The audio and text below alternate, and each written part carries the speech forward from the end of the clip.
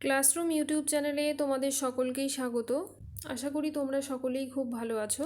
আজকে আমি তোমাদের সঙ্গে নবম শ্রেণীর আমরা কবিতা নিয়ে আলোচনা করব। লিখেছেন ছন্দের জাদুকর সত্যেন্দ্রনাথ দত্ত। তো প্রথমেই আমরা কবি পরিচয় জেনে নেব।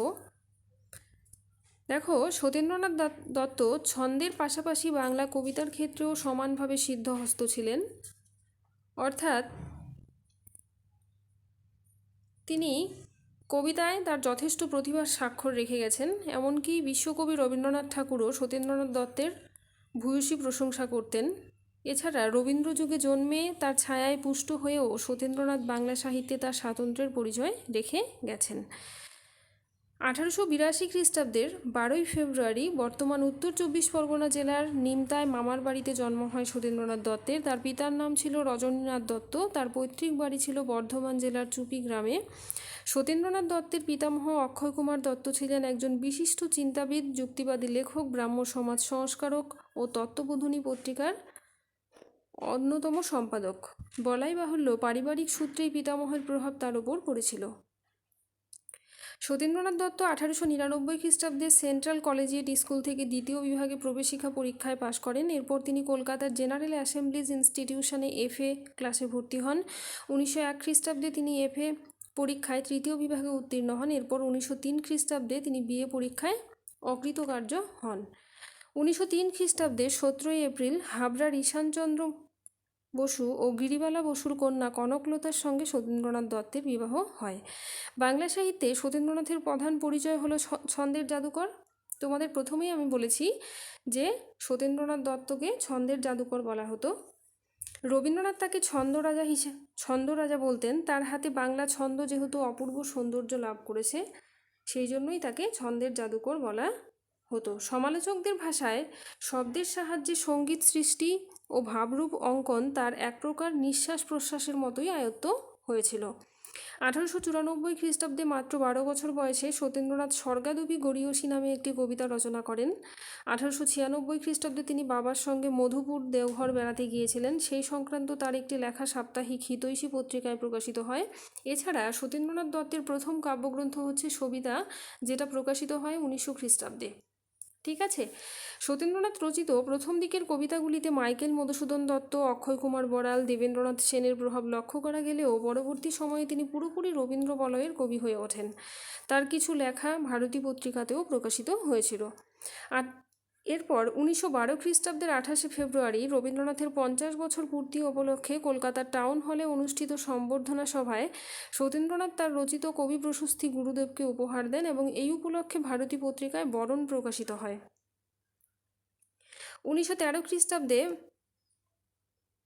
রবীন্দ্রনাথ যখন নোবেল পুরস্কার পান, তখন শান্তিনিকেতনে সেই সংবর্ধনা সভায় অভিনন্দনপত্রের খসড়া সেই খসড়া রচনা করেছিলেন সত্যেন্দ্রনাথ দত্ত। সংবর্ধনার পর তিনি সেখানে আভ্যুদয়িক কবিতা পাঠ করেন। 1915 খ্রিস্টাব্দে তিনি মণিলাল গঙ্গোপাধ্যায় ও সৌরীন্দ্রী মোহন মুখোপাধ্যায়ের সঙ্গে ভারতী পত্রিকা সম্পাদনার দায়িত্ব নিয়ে নেন। এরপর 1921-এ রবীন্দ্রনাথের 60 বছর পূর্তি উপলক্ষে আয়োজিত সংবর্ধনা সভায় সত্যেন্দ্রনাথ উদ্বোধনী সঙ্গীত পরিবেশন করেন এবং কবিতাও পাঠ করেন। এগুলি থেকে আমাদের বুঝে নিতে অসুবিধা হয় না যে রবীন্দ্রনাথের কক্ষপথেই সত্যেন্দ্রনাথ আবর্তিত হয়েছেন। সত্যেন্দ্রনাথ বিভিন্ন ছদ্মনামেও লিখেছেন, যেমন নবকুমার, কবিরত্ন, অশীতিপুর শর্মা, ত্রিবিক্রম বর্মন, কলমগীর ইত্যাদি।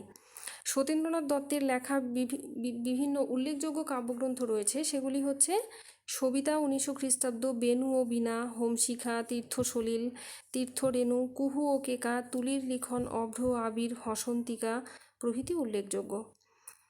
এই প্রতিভাবান কবি 1922 খ্রিস্টাব্দের 25শে জুন অকালে মৃত্যুবরণ করেন। মৃত্যুকালে কবির বয়স হয়েছিল মাত্র 40 বছর। তার প্রয়াণে শোকস্তব্ধ রবীন্দ্রনাথ সত্যেন্দ্রনাথ দত্ত নামে একটি কবিতাও লেখেন, যা আমাদের বিশ্বকবি রবীন্দ্রনাথ ঠাকুরের পূরবী কাব্যগ্রন্থের অন্তর্গত। ঠিক আছে। অর্থাৎ রবীন্দ্রনাথ ঠাকুর সত্যেন্দ্রনাথকে নিয়ে একটি কবিতা লিখেছিলেন। সেই কবিতাটার নাম হচ্ছে সত্যেন্দ্রনাথ দত্ত, আর সেটি পূরবী কাব্যগ্রন্থের অন্তর্ভুক্ত আছে। ঠিক আছে। তো এবার আমরা উৎস সম্পর্কে আলোচনা করে নিব। এই যে আমাদের আলোচ্য আমরা কবিতা, এর উৎস মানে কোথা থেকে নেওয়া হয়েছে আমাদের আলোচ্য কবিতাটি। তো ছন্দের জাদুকর সত্যেন্দ্রনাথ দত্তের আমরা কবিতাটি তার কুহু ও কেকা কাব্যগ্রন্থের অন্তর্গত। ঠিক আছে, তাহলে আসতেই পারে যে আমরা কবিতাটি সত্যেন্দ্রনাথ দত্তের কোন কাব্যগ্রন্থের অন্তর্গত? কুহু ও কেকা কাব্যগ্রন্থের অন্তর্গত।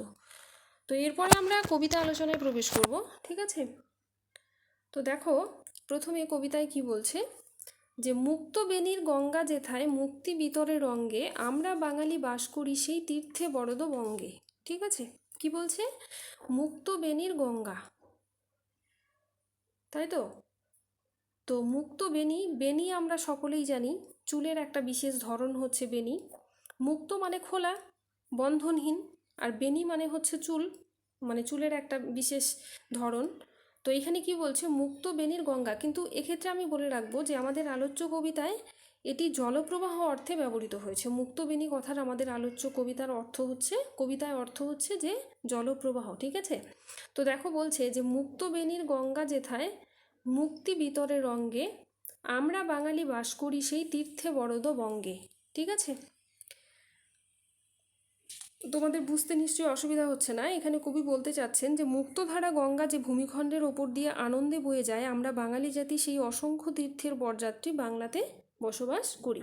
ঠিক আছে, তারপরে দেখো কি বলছে, বাম হাতে যার কমলার ফুল ডাহিনে মধুকো মালা ভালে কাঞ্চন শৃঙ্গ মুকুট কিরণে ভুবন আলা। ঠিক আছে, কি বলছে? বাম হাতে যার কমলার ফুল, কমলা আমরা জানি কমলা কথার অর্থ হচ্ছে লক্ষ্মী দেবী। ঠিক আছে, বলছে বাম হাতে যার কমলার ফুল অর্থাৎ লক্ষ্মী দেবীর ফুল বা পদ্ম, ডাহিনে মধুকো মালা, ডাহিনে মানে ডান হাতকে বোঝাচ্ছে, মধুক মানে হচ্ছে ভ্রমর বা মৌমাছি, ভ্রমর বা মৌমাছি। তো কি বলছে? যে বাম হাতে যার কমলার ফুল ডাহিনে মধুকো মালা ভালে কাঞ্চন শৃঙ্গ মুকুট কিরণে ভুবন আলা। তো ভালে কথার অর্থ হচ্ছে কপালে, কাঞ্চন মানে হচ্ছে সোনা। ঠিক আছে, ভালে মানে কপালে, কাঞ্চন হচ্ছে সোনা, শৃঙ্গ মানে হচ্ছে পর্বত চূড়া, পর্বত চূড়া, শৃঙ্গ মুকুট, কিরণে ভুবন আলা। ঠিক আছে, তো কিরণ মানে হচ্ছে আলোক রশ্মি, কিরণ মানে সূর্যের আমরা যেমন জানি কিরণ, তো কিরণ মানে হচ্ছে আলোক রশ্মি, ভুবন মানে পৃথিবী, আর আলা মানে হচ্ছে আলোকিত। ঠিক আছে, তাহলে কবি কি বলতে চাচ্ছেন? বাম হাতে যার কমলার ফুল ডাহিনে মধুকো মালা ভালে কাঞ্চন শৃঙ্গ মুকুট কিরণে ভুবন আলা, অর্থাৎ বাংলা মায়ের বাম হাতে লক্ষ্মী দেবীর ফুল পদ্ম, আর ডান হাতে সেই পদ্মের মধুলোভী অসংখ্য মধুকরের আনাগোনা। ঠিক আছে, তারপরে দেখো কি বলছে, কোল ভরা যার কনক ধান্য বুক ভরা যার স্নেহ চরণে পদ্ম অতসী অপরাজিতায় ভূষিত দেহ। ঠিক আছে, কি বলছে? যে কোল ভরা যার কনক ধান্য বুক ভরা যার স্নেহ চরণে পদ্ম অতসী অপরাজিতায় ভূষিত দেহ, তার কপালে সূর্যের আলোতে সোনালি হয়ে ওঠা হিমালয়ের মুকুট, এটা ওই যে আগে যেটা বললাম ভালে কাঞ্চন শৃঙ্গ মুকুট কিরণে ভুবনালা, সেই তুষার থেকে ঠিকরানো আলোতে সারা পৃথিবী কি হয়? আলোকিত হয়। বাংলা মায়ের কোলে কি? সোনার ধান, যেটা বলছে যে কোল ভরা যার কনক ধান্য, ধান্য মানে ধান, তো বাংলা মায়ের কোলে সোনার ধান বুক ভরা স্নেহ, তার পায়ের কাছে পূজার অর্ঘ্যের মতো ফুটে থাকে পদ্ম, আর তার দেহ অতসী অপরাজিতা ফুলে সজ্জিত, চরণে পদ্ম, পদ্ম মানে পদ্ম ফুল, অতসী অপরাজিতায় ভূষিত দেহ। ঠিক আছে, তারপরে কি বলছে, সাগর যাহার বন্দনা রচে শত তরঙ্গ ভঙ্গে আমরা বাঙালি বাস করি সেই বাঞ্ছিত ভূমি বঙ্গে। লাইনটা খুব ইম্পর্টেন্ট। কি বলছে? সাগর যাহার বন্দনা রচে শত তরঙ্গ ভঙ্গে আমরা বাঙালি বাস করি সেই বাঞ্ছিত ভূমি বঙ্গে। তো এখানে আমরা কি বলবো? যে উর্মিমালা অর্থাৎ অজস্র ঢেউয়ে আছড়ে পড়া প্রণাম দিয়ে সাগর যার স্তুতি করে আমরা বাঙালি জাতি সেই সকলের আকাঙ্ক্ষার দেশ বাংলাতে বসবাস করি। ঠিক আছে, তো তারপরে আমরা পরের পার্টে চলে যাব। দেখো কি বলছে, বাঘের সঙ্গে যুদ্ধ করিয়া আমরা বাঁচিয়া আছি আমরা হেলাই নাগেরে খেলাই নাগেরই মাথায় নাচি। ঠিক আছে, কি বলছে? যে বাঘের সঙ্গে যুদ্ধ করিয়া আমরা বাঁচিয়া আছি আমরা হেলাই নাগেরে খেলাই নাগেরই মাথায় নাচি। তো এই যে প্রথম লাইনটা দেখো,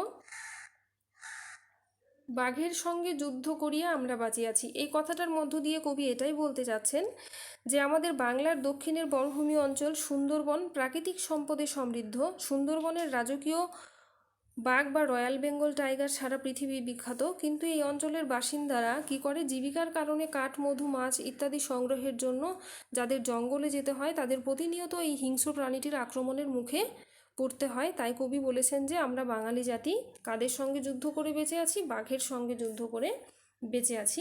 তারপরে বলছে আমরা হেলাই নাগেরে খেলাই নাগেরই মাথায় নাচি, অর্থাৎ আমরা খুব সহজেই কি করি, নাগেরে খেলাই, অর্থাৎ সাপকে খেলাতে পারি। ঠিক আছে, তারপরে কি বলছে, আমাদের সেনা যুদ্ধ করেছে সজ্জিত চতুরঙ্গে দশাননজয়ী রামচন্দ্রের প্রপিতামহের সঙ্গে। কি বলছে যে আমাদের সেনা যুদ্ধ করেছে সজ্জিত চতুরঙ্গে।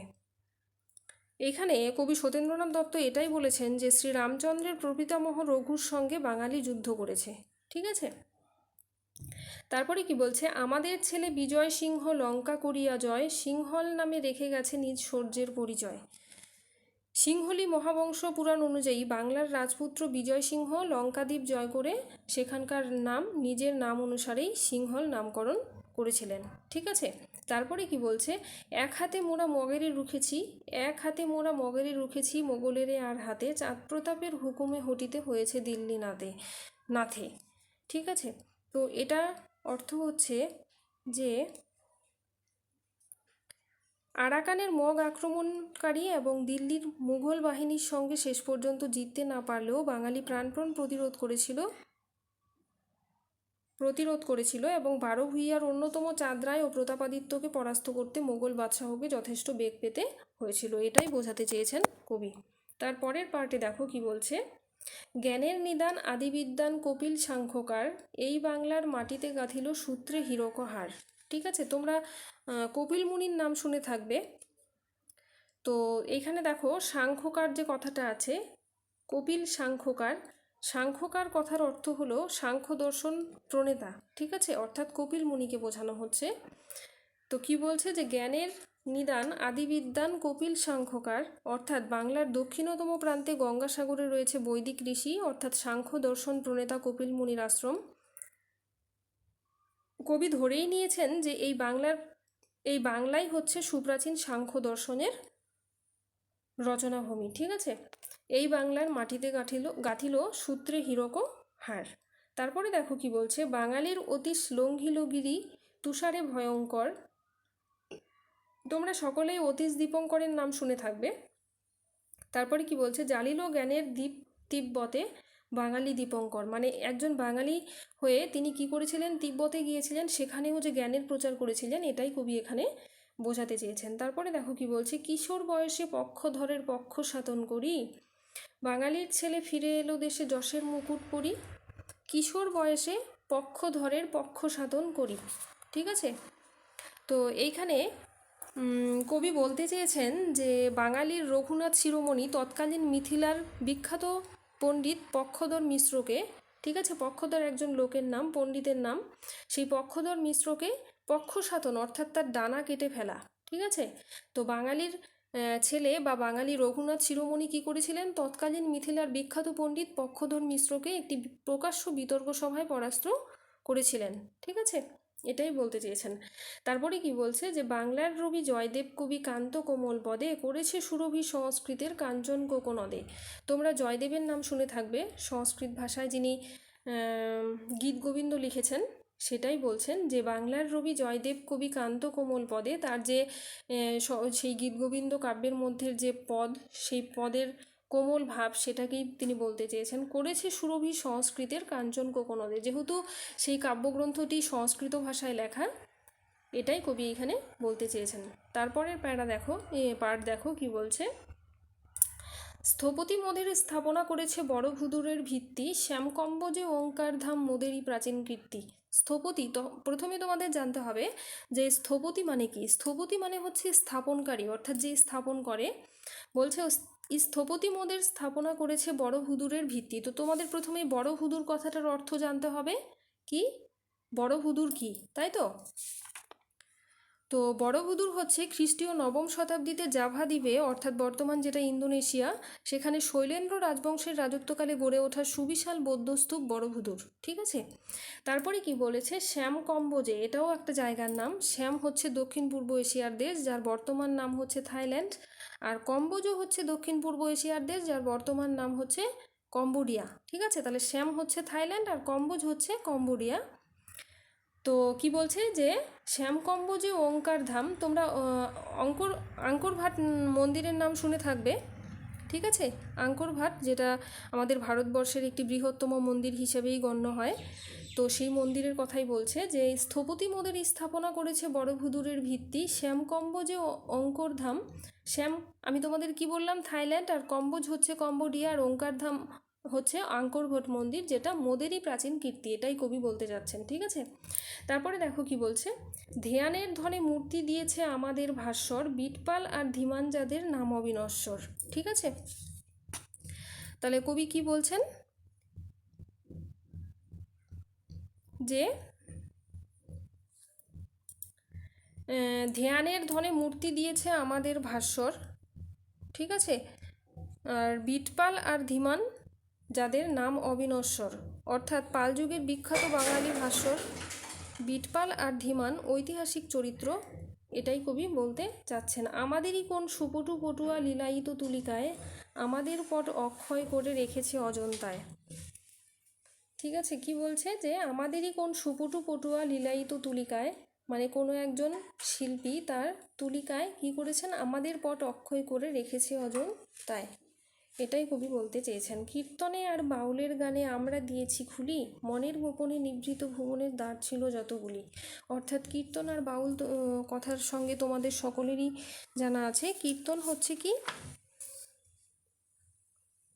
কীর্তন হলো রাধাকৃষ্ণের লীলা বিষয়ক গান, আর বাউল হচ্ছে ধর্মীয় সংকীর্ণতা ও সংস্কার থেকে মুক্ত সাধক সম্প্রদায়ের বিশেষ এক ধরনের গান। অর্থাৎ ধর্মীয় সংকীর্ণতা ও সংস্কার থেকে মুক্ত সাধক সম্প্রদায় বিশেষের গান বিশেষ। ঠিক আছে, তারপরে দেখো কি বলছে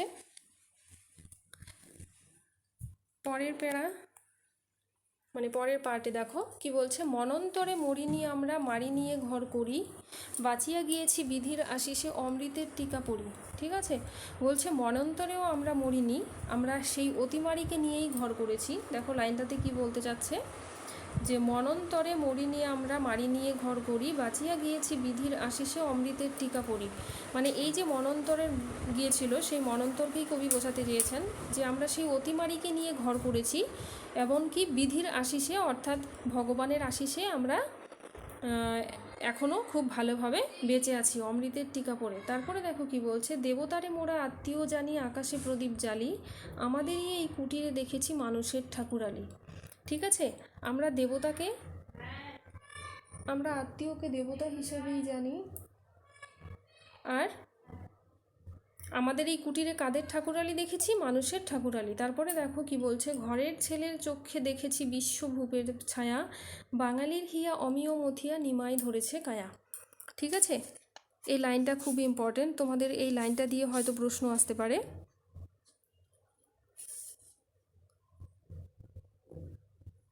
তো এই লাইনটা মাথায় রেখে ভালো করে মনে রাখবে। তো পঙ্ক্তিটির আমরা অর্থ যদি বিশ্লেষণ করি তাহলে দেখব যে বাঙালি তার ঘরের ছেলের মধ্যেই বিশ্ব সম্রাটকে প্রত্যক্ষ করেছে। নিঃসন্দেহে কবি এখানে মহাপ্রভু শ্রী চৈতন্যকে বুঝিয়েছেন শুধুমাত্র জমি ও ক্ষমতার অধিকারী হলেই রাজা হওয়া যায় না। শ্রী চৈতন্যদেব ব্রাহ্মণ চণ্ডাল নির্বিশেষে অর্থাৎ সব শ্রেণীর মানুষের মধ্যে ভালোবাসা বিতরণ করে মানুষের হৃদয়ের রাজা হয়ে উঠেছিলেন।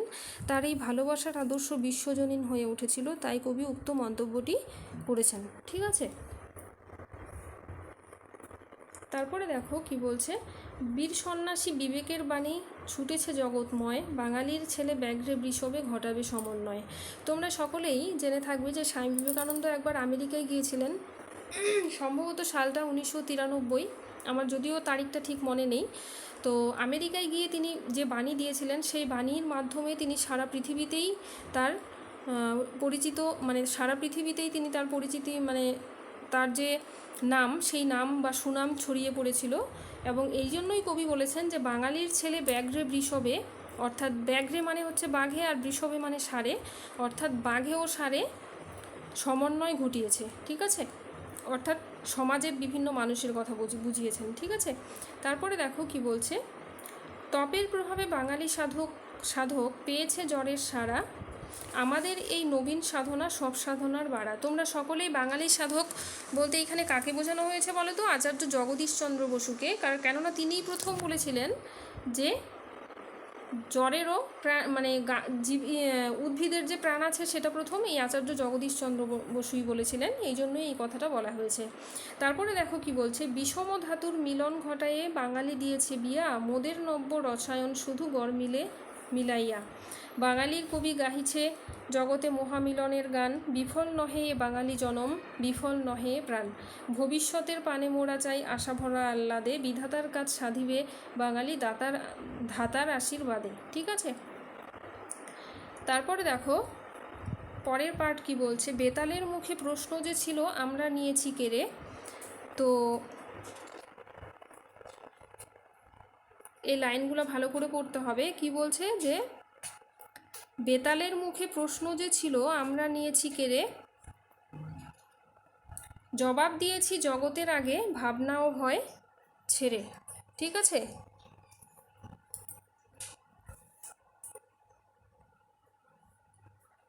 তারপরে দেখো কি বলছে, বাঁচিয়া গিয়াছি সত্যের লাগি সর্ব করিয়াপন, সত্যে প্রণমী থেমেছে মনের অকারণ স্পন্দন, সাধনা ফলেছে প্রাণ পাওয়া গেছে জগৎ প্রাণের হাটে, সাগরের হাওয়া নিয়ে নিঃশ্বাসে গম্ভীরা নিশি কাটে। এই যে গম্ভীরা হচ্ছে এক ধরনের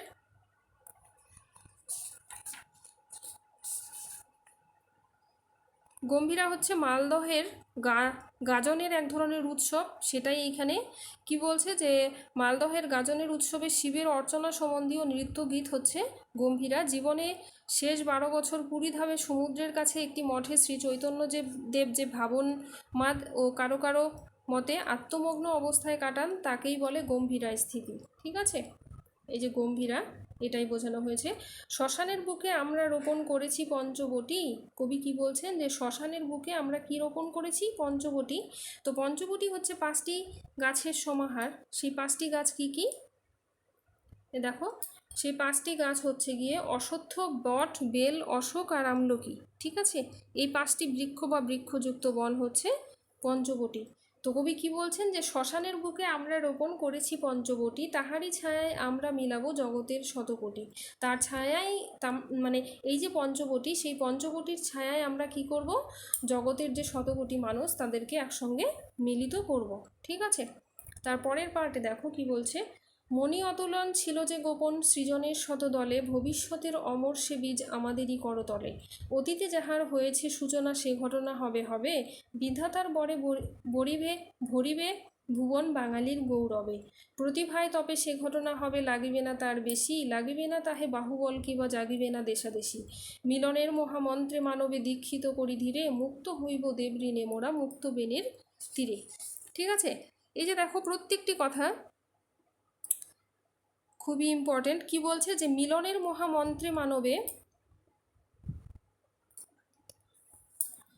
কি বলছে যে মিলনের